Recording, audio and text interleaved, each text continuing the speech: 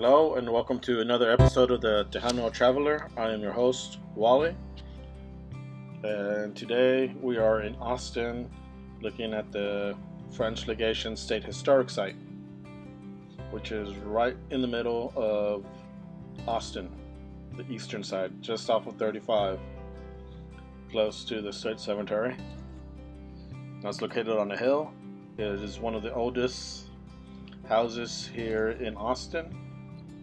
You can walk around the grounds. I'm pretty sure all these condos growing up around it are completely envious of this place and want this land, but nope, it belongs to the state of Texas.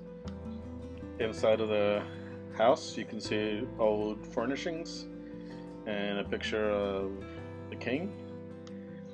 The French Legation building was built in 1841, I think. A couple years after the Texas declared its independence and Texas was a republic. France had thrown their lot in with Texas, so they were pretty happy because it angered the Mexicans. And there's a view of the Capitol from the grounds. So they sent their ambassador there, and he started building his little cabin up on a hill.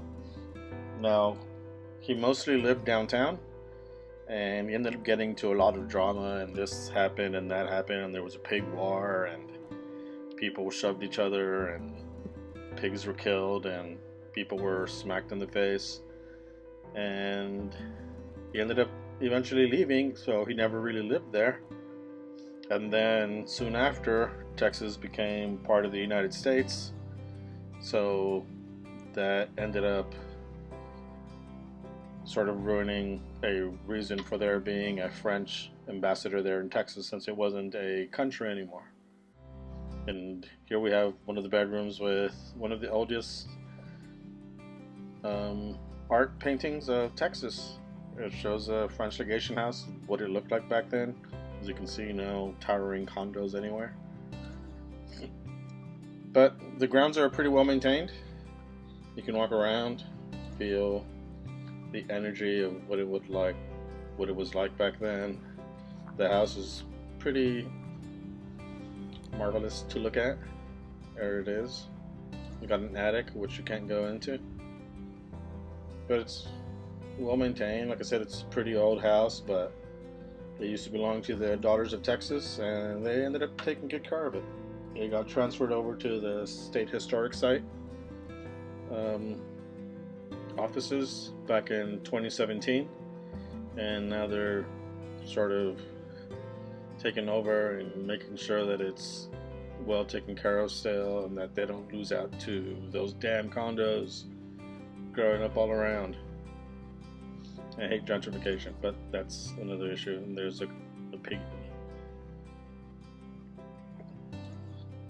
But this house shows what it was like to live back then. It's kind of marvelous that this house survived after the French left. There's what the inside of what the kitchen would have looked like. It's been refurnished with stuff from back in the era. As you can see, no microwaves, but I like how they set a table.